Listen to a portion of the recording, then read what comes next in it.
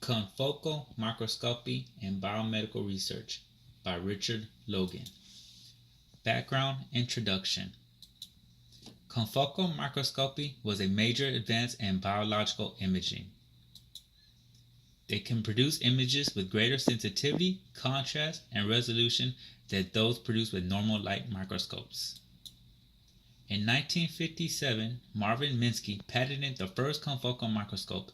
In 1987, commercial products became available for cell biologists. The main advantage for this method is the ability to scan individual layers of any given sample. Usage of technique. Confocal microscopy illuminates a point-by-point fashion and is able to reject out-of-focus light by using a selection mechanism. As you see right here is a diagram that has how confocal microscopy works, and I'll break down one by one. Let's start right here, the laser excitation source. Right there. Pay attention to the green laser beam right here. This focused laser beam with a short wavelength is used to produce a small spot illumination on the specimen. Follow the green laser beam, goes right down to the specimen. But see where the laser beam hits? It hits a dichromatic mirror. This dichromatic mirror, where you see the arrow pointing to, this light is reflected by the mirror. The mirror reflects certain wavelengths of light while allowing others to pass through, as you see right here through the red focused light rays. And you can see it's all hitting the PMT, which is a photomultiplier detector, right here. This method captures individual points only. To be visualized, a PMT, which is a photomultiplier tube, detector measures the light. After measuring the light, it is connected to a computer. The detector is then connected to a computer that aggregates the individual points to form a complete image of a planar section of the specimen. So, in other words, these images can be connected through software to generate a three-dimensional reconstruction of the sample. So the specimen is reconstructed by the aggregated points that can be seen through this computer. Now, this small spot illumination is important because it removes out-of-focus glare from the final image that confocal imaging produces. As you can see right here, the confocal imaging produced a very clear picture. Now, in conventional imaging, you can see specimen is bathed in excited illumination, which is a non-confocal right here. See how clear the confocal is compared to the non-confocal specimen?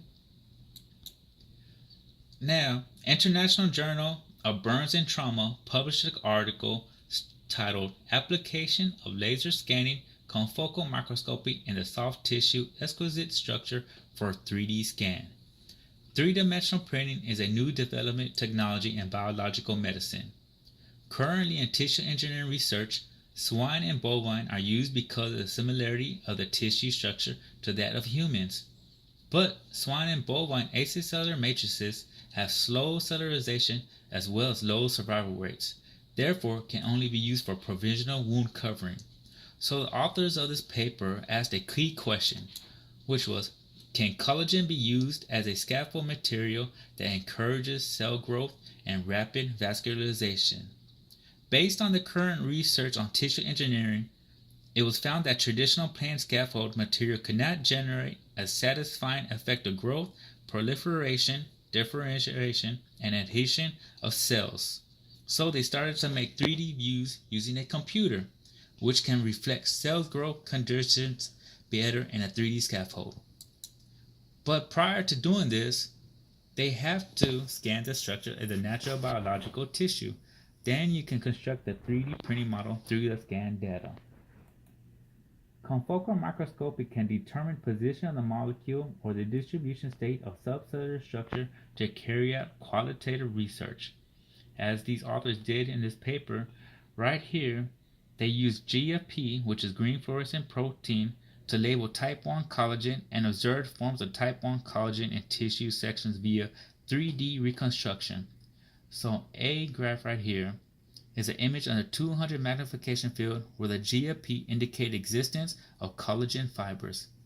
And B is the same sample as A but scanned 27 times. So you could tell after scanning this sample 27 times, you can see how detailed the computer makes it look. So the strength of the study was, with the help of computers, they can measure quantification of content and distribution of a molecule by analysis of each optical section. As layer upon layer analysis conducted, improvement in accuracy and reliability has been noted. The authors in this paper pointed out two studies that their technique was used to prove how collagen can be useful. In one study, they constructed 3D images to show direct and clear change of skin nerve fibers. In another study, it showed reliable results with confocal microscopes when they study effects of C-peptide on inhibiting vascular permeability change induced by reactive oxygen species mediated cells. So pose a question related to your topic. Prathamesh and his study group have carried out quantitative analysis with more than 95% accuracy on cellular location, cell counting, and cell distribution using the same technique the authors of the paper used. Now, with such accuracy, 95%, there are still some limitations for confocal microscopy. What are they?